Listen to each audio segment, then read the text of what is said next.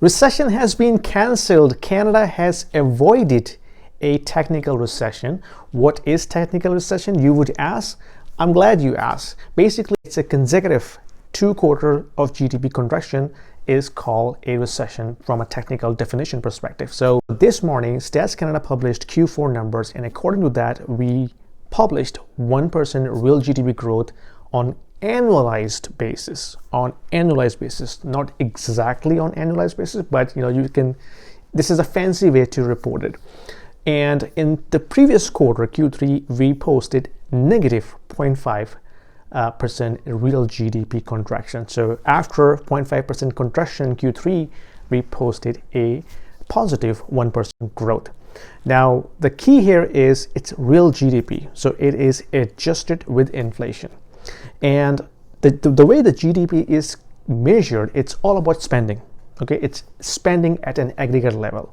And this number is highly controversial because spending can be manipulated by so many different ways. If you import 2 million people in this country in the span of 2 years, this will definitely distort the spending because those immigrants will bring cash, they will buy furniture, clothing, rent out properties. So this will stimulate the aggregate spending. So it's kind of a stimulus that the immigration is performing silently in Canada.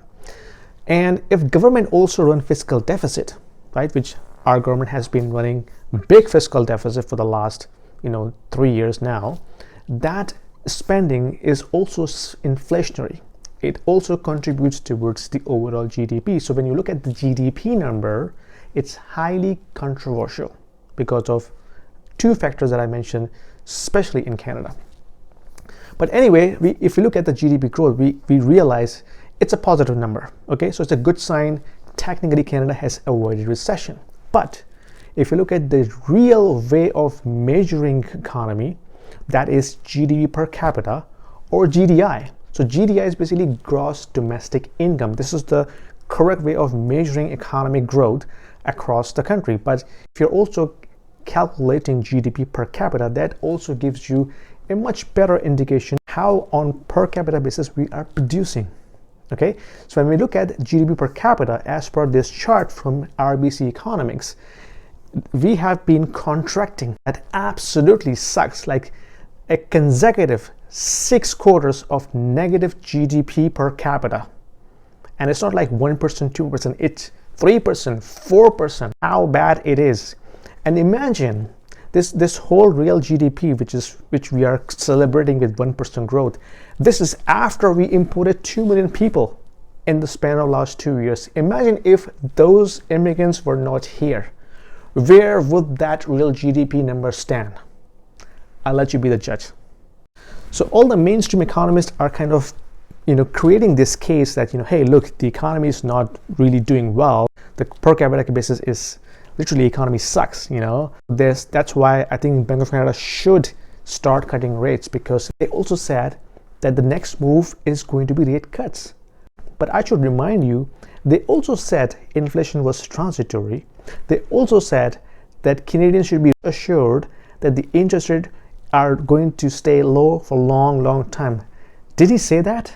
So he said so many things. Should we believe on him this time? I don't know. I wouldn't believe a single word coming out of central banker's mouth. I would look at the fundamentals, and then I will prepare my move in terms of investing and personal finance. The question is why the real GDP per capita is so negative. Well, I can give you two answers. Number one, the GDP per capita is all about productivity. Okay, productivity. How much we are being productive as a nation. That's how you measure the economic growth. And that is being measured by producing stuff, producing goods and services.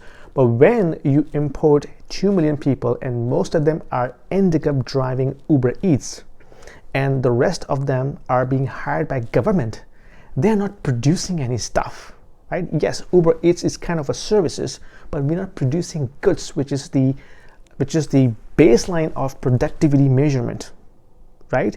If the government is hiring much of the jobs in the market, they're not producing anything. It's all service-based industry. The government doesn't produce goods, right? So if a majority of our nation being hired by government for public services, and some gig works like Uber Eats and Lyft and DoorDash. That's not productivity, guys. And that's the reason why we are so low in terms of being productive compared to the other G7 or G10 countries. This is an eye-opening for all of us, right? We have to look at it, what our policymakers are doing in terms of fixing this issue. Like, if this is not fixed, as soon as possible, we are on a slippery slope of being an unproductive nation compared to our G7 counterparts. There could be a lot of reasons, right? The environment is not healthy. There is no investment from a business perspective. Much of the investment is going into residential real estate. People are finding easy way to make money because they always go up, right? But the productivity comes from businesses, especially small, medium businesses. We are not creating an environment for those businesses to thrive and being successful because, we have so many regulations and we have lack of capital investment into the business segment. So anyway, this is the topic for another video, but I just wanted to share with you that how disappointing these numbers are, because I make Canada as my home. I moved here 7 years ago, and back then the situation wasn't that bad. But when I look at right now in terms of these statistics, it doesn't give me a good hope in terms of whether we're going to get these things fixed anytime soon or not, because I'm worrying about my future, my kids' future, how this country is going to stay as the land of opportunities going forward or not. I'll let you be the judge. Put your comments down below. Let me know what you think about that.